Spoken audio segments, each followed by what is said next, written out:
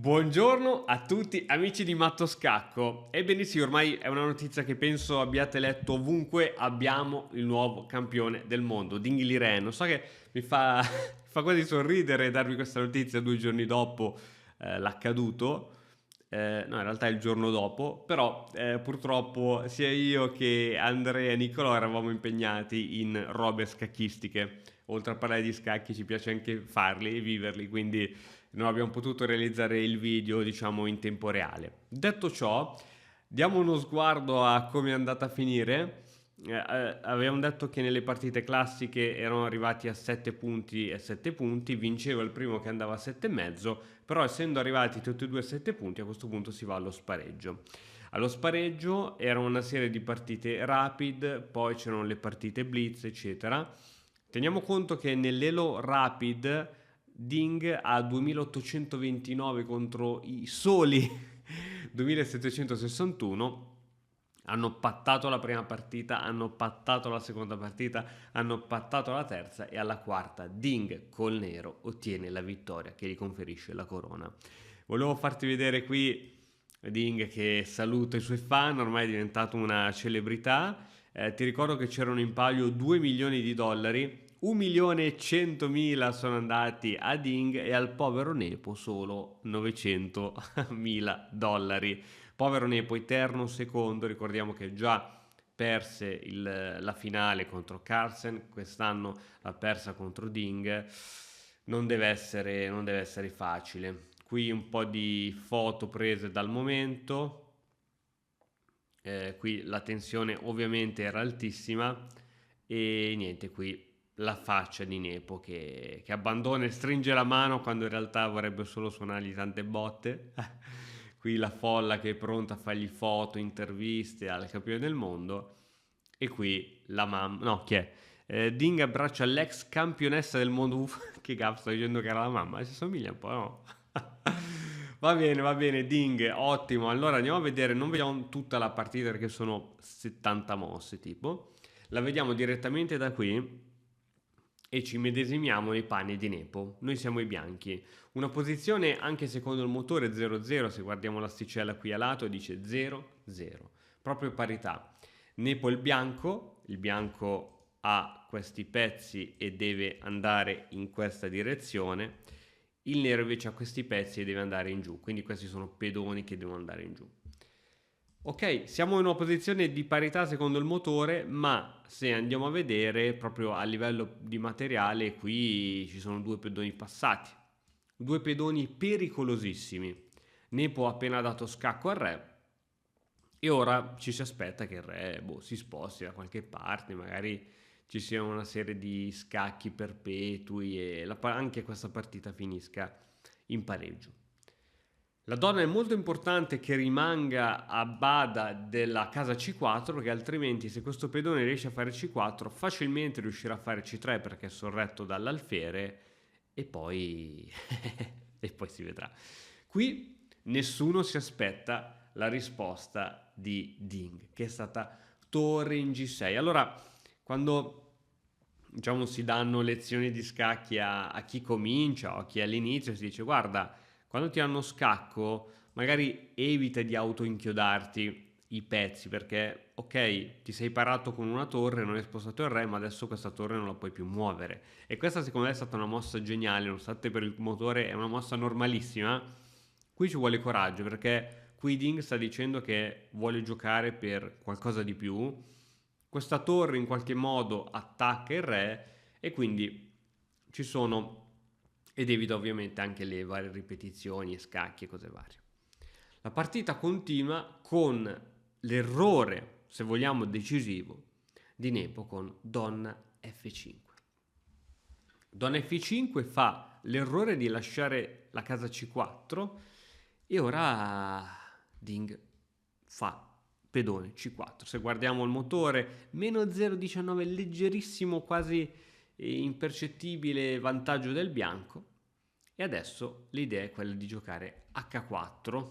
Sembra una mossa eccezionale, come puoi vedere la barra si è colorata totalmente di nero. L'idea è semplicemente di giocare H5, giocare su questa torre inchiodata, vincere una torre e quindi vincere la partita. era più forte, questa idea era più forte forse da subito, perché la donna controlla questa casa e c'è sempre l'idea, ovviamente non si può andare ora in H5, ma c'è sempre questa idea.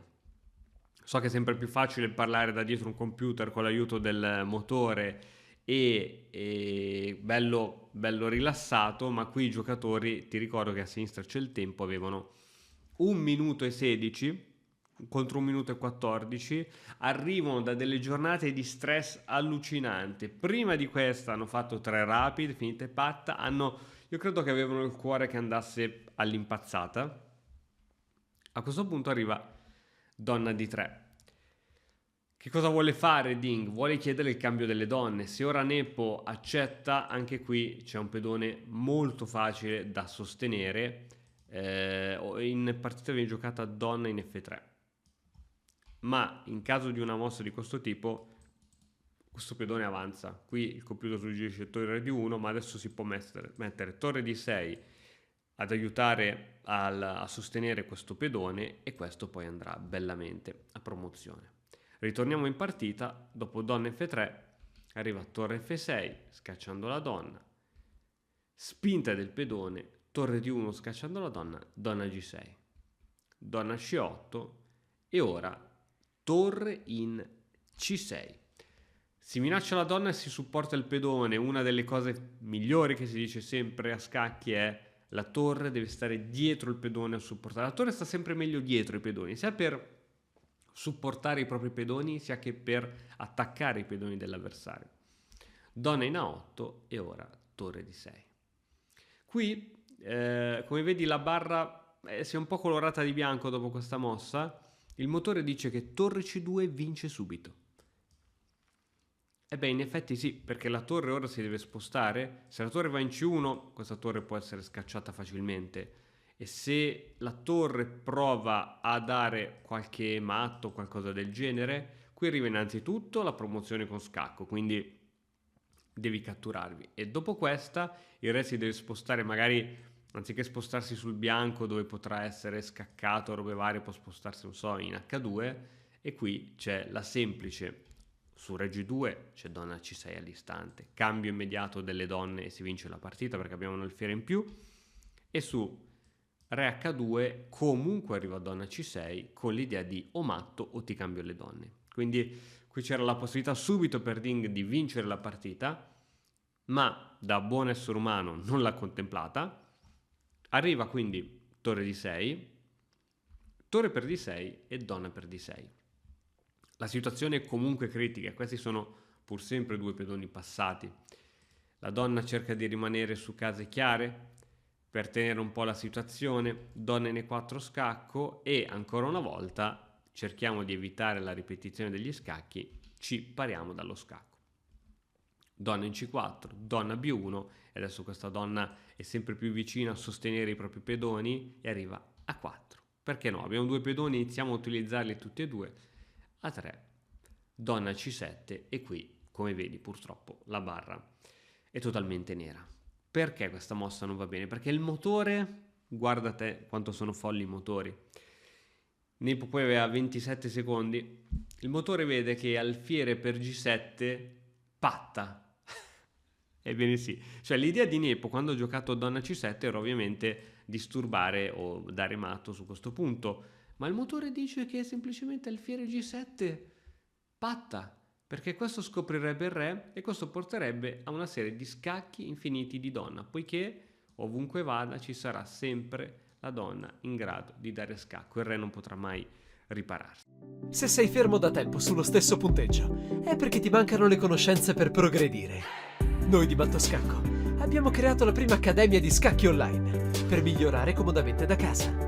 Vienici a trovare e scegli il corso più adatto alle tue esigenze. academy.mattoscacco.com. Follia, follia, follia, follia. Ovviamente non è umana neanche a vederla a 27 secondi, neanche per loro.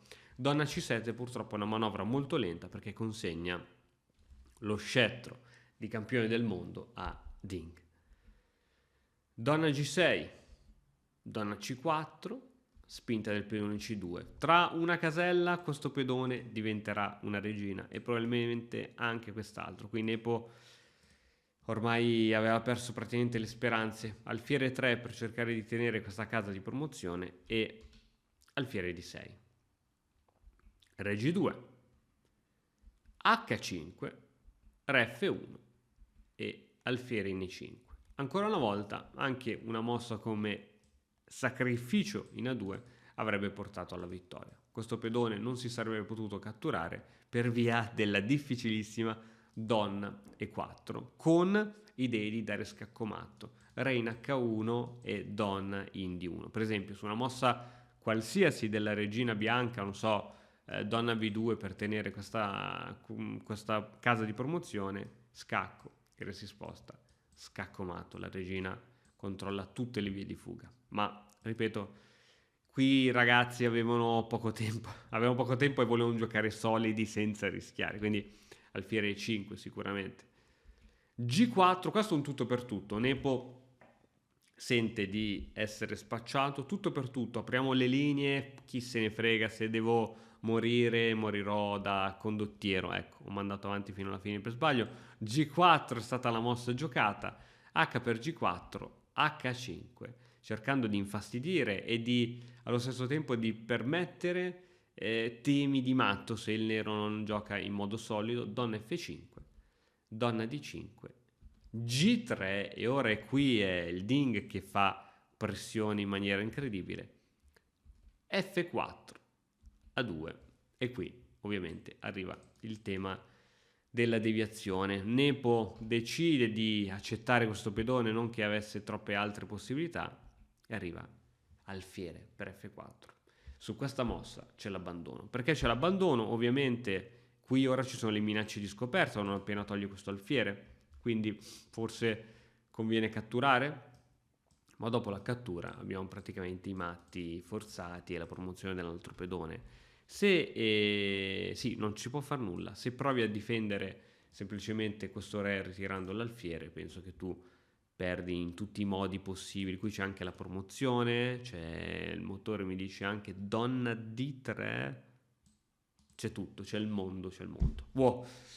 Ding, sei il nuovo campione del mondo, sappi però che se all'interno dei tornei che giocherai troverai Carlsen, sì, sarai il campione del mondo, ma probabilmente sarai secondo a qualcuno. È stata una finale veramente avvincente, ricca di colpi di scena e si è andati a spareggi a tutti i costi. Qualcuno dice che è stato pilotata la cosa, che Nepo poteva chiuderla prima.